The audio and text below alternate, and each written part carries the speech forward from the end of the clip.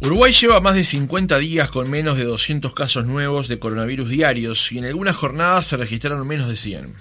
Además, nuestro país lleva aplicadas más de 6 millones de vacunas anti-COVID-19 en todo el país. Según el Monitor de Salud Pública, Flores ya supera el 77% de la población inoculada con 2 dosis. Le siguen departamentos como Artigas, Durazno, Colonia y Florida. Además, un alto porcentaje de la población ya recibió la dosis de refuerzo o están en agenda para recibirlas. A todo esto, Pfizer anunció que en un ensayo de fase 2-3 mostró que su vacuna de COVID-19 era segura y generó una respuesta de anticuerpos robusta en niños de 5 a 11 años. ¿En qué momento de la pandemia estamos?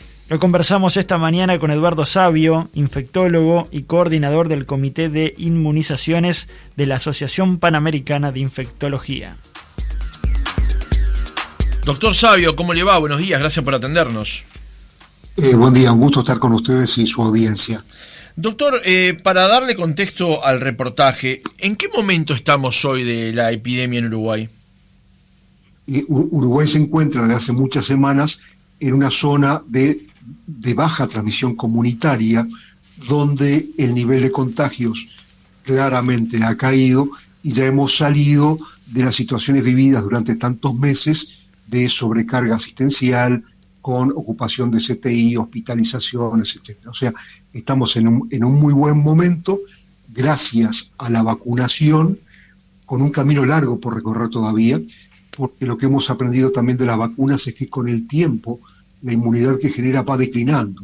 Y es por eso que todos los vacunas de Coronavac están recibiendo su refuerzo Pfizer, lo cual asegura que nuevamente aumente la inmunidad y por un tiempo más duradero. Y ahora también eso aplica para Pfizer a partir del sexto mes, y por lo tanto a partir de octubre los de 60 años y más vacunados completamente con Pfizer van a recibir una dosis de refuerzo.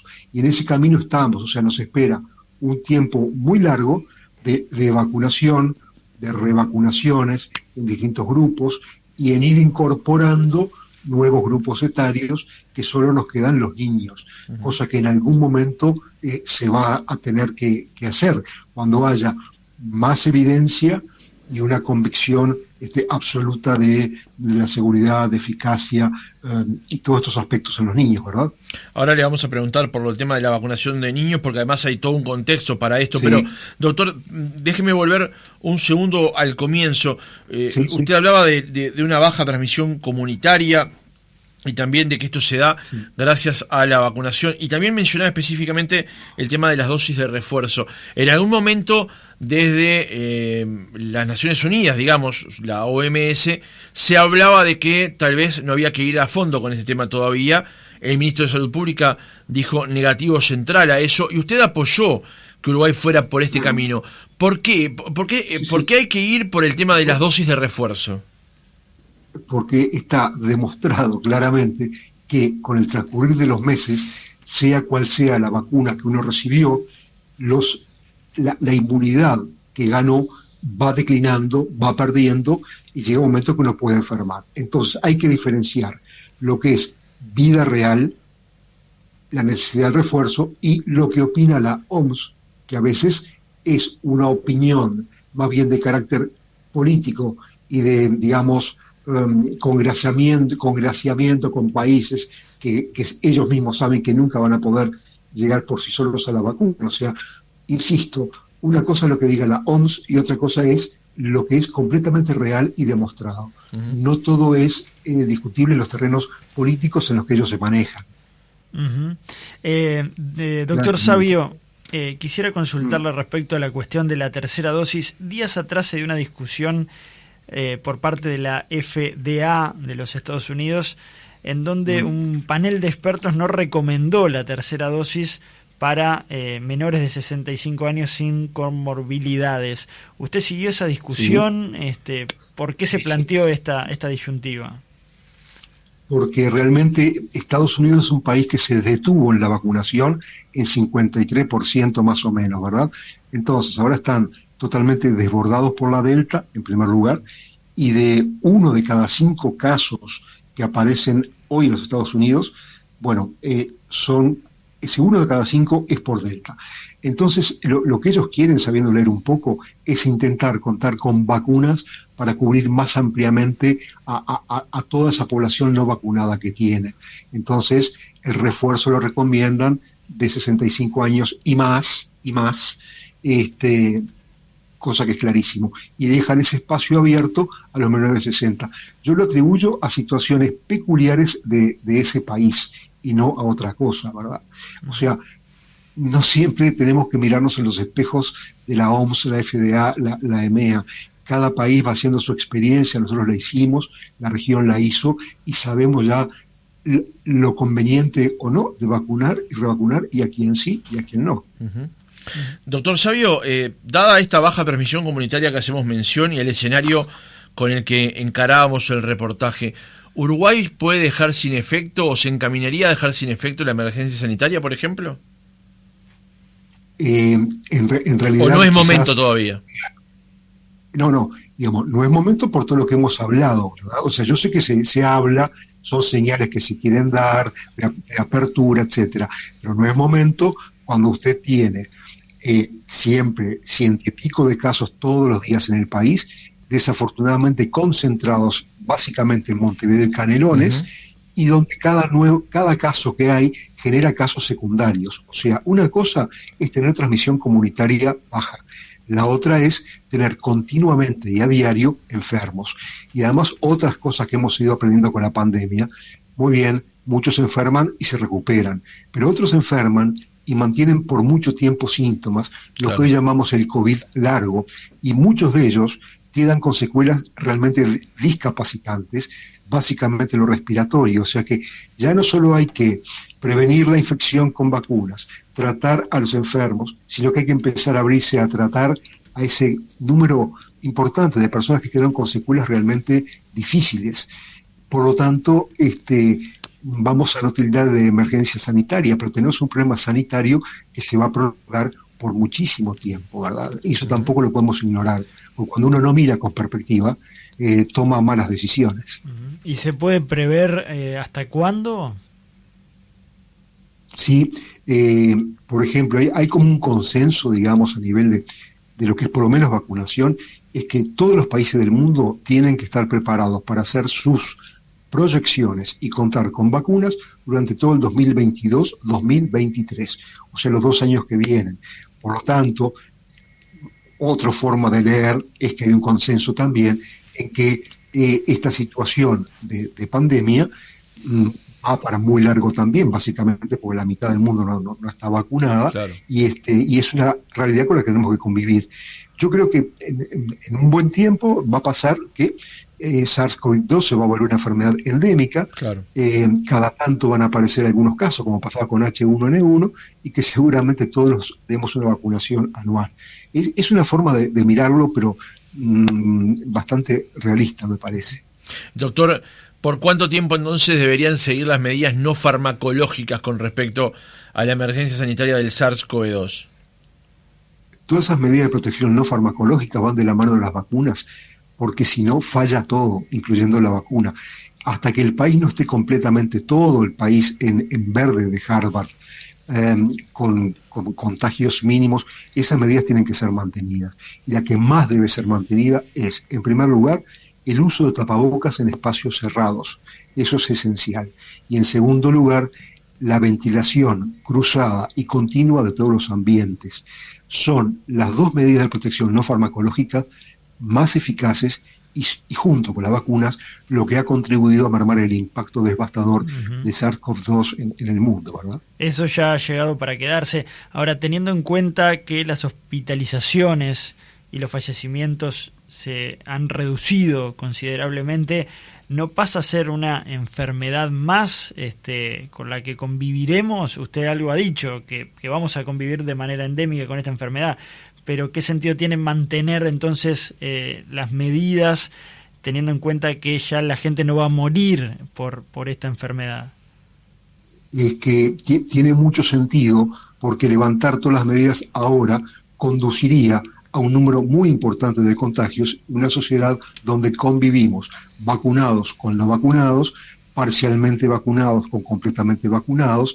O sea, una cosa es que estemos muy bien encaminados y con cierta distensión del sistema. Y otra cosa es arruinar lo hecho, que nos costó mucho llegar a donde estamos. Esto no es casual. Nadie se va a morir por usar una máscara en la oficina y por tener la ventana abierta. O sea, vamos a las cosas sencillas. Claro. Doctor, ayer una nota del Observador con el título "Canelones, el departamento con menos vacunados, el eje duro de la interbalnearia, los menores de 12 y el boca a boca", hacía mención a una declaración del director departamental de salud, Diego García, donde dice: "Nuestro departamento es complejo, no solo por lo que corresponde a la distancia, sino por la idiosincrasia de la gente y por la característica de la población. Somos el departamento que más menores de 12 tiene Uruguay". Hasta ahora Uruguay está vacunando hasta menores de 12, o sea, de 12 a 17. Ayer el laboratorio Pfizer-BioNTech anunció que su vacuna, la que estamos aplicando en Uruguay para esa población y para otras, es segura y da una respuesta robusta de anticuerpos. ¿Es recomendable que Uruguay empiece a analizar la posibilidad de inocular a niños de entre 5 y 11 años? Uruguay hace tiempo que esa información la está recabando, está viendo, está observando, y eso de público conocimiento. O sea, no es nada que nos sorprenda. Solo estamos esperando los avances de comunicación de los fabricantes, ¿no? Lo que hizo el 20 de septiembre, ayer, Pfizer-BioNTech, fue justamente lo que usted estaba mencionando, comunicar que en los ensayos clínicos que ellos llevaron a cabo con niños de 5 a 11 años, la vacuna fue bien tolerada, fue segura, generó una respuesta inmune alta, inicialmente, al igual que en adolescentes y adultos, y ellos usan 2 dosis de 10 microgramos con 21 días de diferencia, o sea, se les inyecta 1/3 de la dosis del adulto, ¿no? Pero esa información fue remitida a la autoridad regulatoria, la FDA. Entonces ahora FDA está estudiando todo eso y se espera que en semanas dé o no la aprobación de Pfizer en 5 a 11 años por vía de emergencia, como se ha hecho siempre, ¿verdad?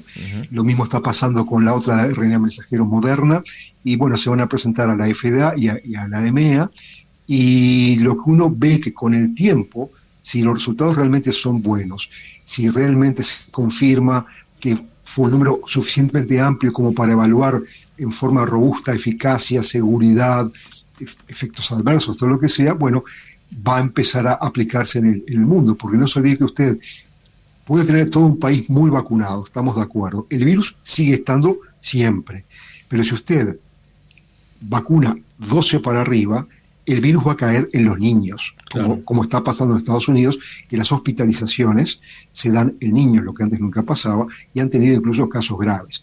Le digo más, Chile ya comenzó a vacunar de 6 a 11 años, pero lo hace con virus inactivado, con Coronavac, y ellos, para tomar esa decisión, también tomaron información de los fabricantes, los ensayos que ellos hicieron, pero lo fundamentaron de esta manera.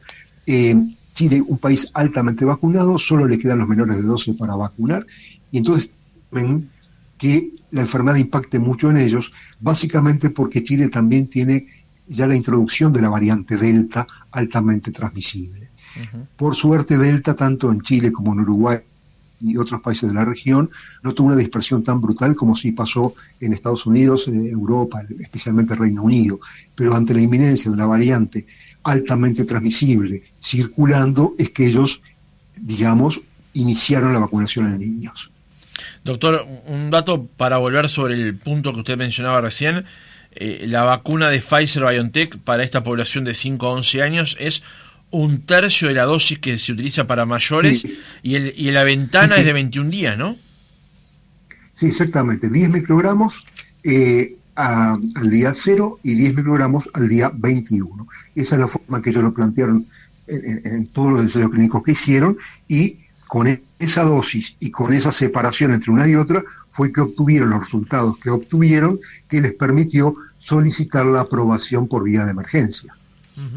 Y doctor, ¿qué se sabe de los efectos secundarios que podría tener? Se habló en su momento de la miocarditis en adolescentes. ¿Hay más información al respecto? ¿Surgieron más casos de esta situación? De la información que ellos fragmentariamente han dado, no reportan miocarditis en niños, ¿no? Y en lo que hace la famosa miocarditis en adolescentes, ¿verdad? Fíjese que a veces cuando pasa un efecto adverso, aunque sea 1 cada 10 millones de dosis, los grandes medios lo reproducen, lo comunican, la gente se asusta y no se vacuna, y eso es muy malo. Eso pasó con AstraZeneca, claro, que es una excelente vacuna que genera más inmunidad que CoronaVac, pero la gente leyó, le vino terror, entre comillas, los coágulos encefálicos, cosa que no pasaba, y acá nos vino por el mecanismo COVAX y terminó dándola porque la gente dijo no. Entonces, no enfatizar los efectos adversos. Y acuérdense en que en adolescentes en Uruguay hubieron solamente 2 casos de miocarditis leve en vacunado Pfizer y que se resolvieron con antiinflamatorios no esteroideos rápidamente. Mucho peor es enfermar. El que enferma, miocarditis va a tener siempre, porque el SARS-CoV-2 no solo afecta al pulmón, afecta al miocardio también. O sea que hay que sopesar muy bien las decisiones. No centrarse en potenciales, eventuales y mínimas chances de efectos adversos y pensar que uno puede evitar el adquirir una enfermedad potencialmente mortal o muy discapacitante, como estamos viendo ahora, las discapacidades y no la mortalidad. Doctor, ¿por qué cree que hay gente, o cuáles serían, porque tal vez la pregunta sea demasiado amplia, formulada así, algunas de las razones por las cuales hay gente que el día de hoy ha elegido no vacunarse, teniendo la posibilidad de haberlo hecho por un grupo discriminado al principio, por cuestiones de población después, se ha ido barrio por barrio, pueblo a pueblo, empresa a empresa, pero hay gente que todavía elige no vacunarse? ¿Cuáles son los motivos que cree usted le lleva a esa gente a tomar esa determinación? No, yo conozco muy pocos, pero más o menos todos tienen un perfil muy parecido, ¿verdad? Digamos, gente que se basa en convicciones y creencias y no en información real, que son, digamos, un poco lejanos de todo lo que es evidente y tienden más a mecanismos de aceptar lo natural, lo que llega. O sea, son convicciones, no interés ni siquiera por la información. Y el problema con ellos no es que se vacunen o no, porque es su decisión, ¿verdad? El problema es que están generando en la comunidad donde todos vivimos riesgo de enfermedad y muerte o secuelas. Entonces, también tenemos que ser tolerantes, convivir con el que piensa diferente, porque piensan radicalmente diferente, ¿verdad? Pero cuando uno escucha lo que parecen ser argumentos, no lo son frases, son cosas que se van dando, en fin, un perfil de personalidad bastante característico, ¿no? Doctor, se anuncia por parte de Argentina una reapertura de fronteras inminente. Uruguay va a tener también su apertura para extranjeros en general a partir de noviembre. Se viene una etapa de mucha más movilidad en el mundo, ya se está observando este fenómeno. ¿Qué cosas hay que tener en cuenta justamente para esta etapa que se viene y qué puede traer consigo también esa movilidad que va a ir increyendo, ¿no? No, la movilidad, lo único que nos podría traer son más casos de infección, pero en realidad, por la forma que está prevista la apertura de la movilidad aquí en Uruguay de fronteras, es bastante segura. Usted fíjese que hoy por hoy, por ejemplo, argentinos que quieren ingresar a Uruguay porque tienen propiedades y están habilitados, está bien, tienen que estar vacunados completamente a más de 14 días. Son tantos los requisitos que se piden que no todos llegan. O sea, no esperemos que vengan multitudes y de golpe, porque realmente el nivel de exigencia que tomó Uruguay es alto y me parece adecuado, porque no se puede volver marcha atrás en todo lo que se hizo, ¿verdad? O sea que el aumento de la movilidad con personas procedentes de muchos lados, bueno, va a poder tener cierto impacto, pero va a ser menor porque van a entrar vacunados, van a entrar seguramente con un test negativo en forma previa e inmediata al ingreso. O sea que estamos bastante seguros y bueno, alguna vez habría que abrirse, y en el contexto en el que estamos y en el que está el mundo de vacunados que vamos a recibir, da para abrirse un poco más. Ujú. Y las medidas que se han tomado, doctor, con respecto, por ejemplo, a permitir la presencia de público en el fútbol, la realización de algunos eventos, por ejemplo, el próximo viernes que se va a realizar la Marcha de la Diversidad, en este contexto, ¿qué podemos esperar a partir de estas aperturas que se van dando dentro de la sociedad y la economía en general? Hay aperturas y aperturas, porque por ejemplo, todos hemos visto los espectáculos de fútbol para vacunados, con cierto aforo, eso está bien y está permitido. El problema es cuando no hay nadie que supervise claramente la norma, y también hemos visto, digamos, la cercanía física enorme en las tribunas, los abrazos, los gritos, los tapabocas que están muy por allá abajo, eso no es bueno. Claro. Para marchas, no es el momento de marchar, no se gana nada con marchar, en un momento que deberíamos quedarnos, digamos, con vida normal, tranquilo y haciendo cosas imprescindibles. Y el juntar grandes grupos de gente en espacios abiertos que terminan siendo nunca abiertos, porque están todos a 2 metros y las máscaras faltan, no es buena cosa. Uh-huh. O sea, volver hoy, doctor, para bajarlo un poco más a tierra aún, volver hoy a las actividades de febrero del 2020 no es lo recomendable. No, de ninguna manera, porque si volvemos a eso, estamos diciendo que no aprendimos nada, que nadie aprendió nada, y eso no es cierto porque todos aprendimos mucho para bien o para mal. Acá tenemos que seguir un camino de prudencia, de bastante apertura, digamos, no estamos confinados, no estamos encerrados, cada uno hace lo que quiere básicamente, y soy yo el que elijo si voy o no a cenar a tal lugar o no. Claro. Me fijo, está ventilado o no está ventilado. Todos sabemos que no existe un bar, boliche, pub, como quiera llamarlo en Montevideo, donde haya lugar nunca, porque están todos completamente llenos porque la gente quiere salir, y está bien que salgan, pero le estoy diciendo, entonces estamos haciendo una vida prácticamente normal, pero seamos prudentes y no volvamos atrás todo ese camino espantoso como sucedió en Israel por otras razones, ¿no? Diferentes a estas. Uh-huh. Para ir finalizando, quiero volver porque me interesa la cuestión de los anticuerpos, ¿no? Quiero aprovechar su presencia para preguntarle. Usted decía que va a haber un proceso de vacunación que se va a extender durante el año 22, seguramente el 23 también. Ahora, ¿qué pasa con los anticuerpos una vez que uno se vacunó y tuvo la dosis de refuerzo? En 6 meses seguramente bajen, pero la persona inoculada en estas instancias ¿va a tener de alguna manera anticuerpos para el virus, aunque en menores cantidades? ¿Cómo funciona el organismo una vez que pasó el proceso de inoculación, más allá de que después pasen varios meses más? No, lo que va a tener realmente es un proceso de inmunidad adquirida bastante grande, pero la inmunidad no son solo los anticuerpos. Los anticuerpos son una pequeña parte que se miden, que pueden o no pueden no estar. El hecho de que una persona no tenga anticuerpos no quiere decir que no esté inmunizado, ¿verdad? Por eso es que no se aconseja, ni se aconseja pedir test de anticuerpos a alguien que está vacunado para ver si los tiene o no los tiene. Están las células memoria, las células T, otros mecanismos de inmunidad que gravitan y no son tan mensurables, pero que evitan justamente la enfermedad. O sea que los anticuerpos son importantes, pero no es el punto exacto que tenemos que mirar, porque la visión tiene que ser mucho más grande. Hay muchas más cosas involucradas en la respuesta inmune. Entonces esa respuesta inmune va a perdurar seguramente en las personas vacunadas, más allá de los refuerzos que se requieran. Claro, perdura, pero a veces para que perdure realmente se precisan refuerzos. No es lo mismo que la antigripal. La antigripal todos sabemos que a los 9 meses ya no genera ninguna inmunidad, y todos nos vacunamos año a año para readquirir la inmunidad, y también año a año cambia la constitución de la vacuna de acuerdo a la cepa de gripe circulante en el hemisferio norte.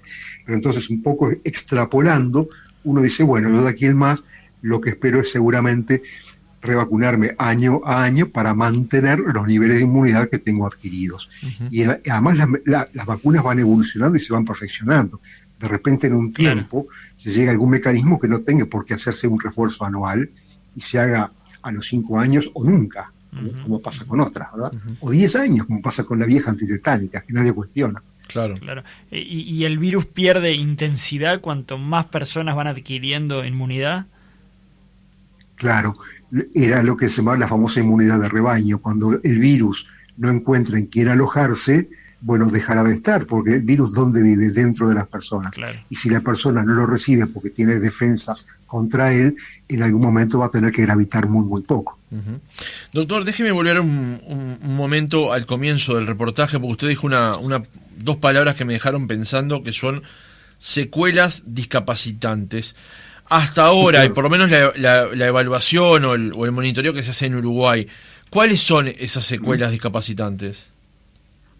Lo que nosotros vemos en la vida real son muchas. Las menos discapacitantes son, por ejemplo, un estado muy persistente por meses de cansancio que a veces impide trabajar, dolores musculares, dolor torácico. Lo que más le preocupa a uno y que vemos también son las secuelas respiratorias.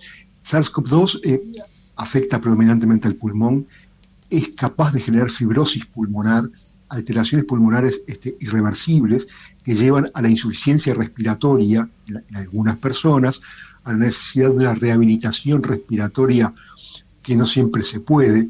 O sea, hay gente que enfermó, que curó y quedó con secuelas que los hace dependientes del oxígeno, que no pueden trabajar, con tratamientos que no son muy sólidos, uh-huh. y nos ha llevado alguna realidad en nuestro país. Hemos tenido por lo menos a instituciones que contamos ya con policlínica de rehabilitación COVID, es decir, hubo que crear un sector asistencial para rehabilitar a esos enfermos, especialmente desde el punto de vista respiratorio.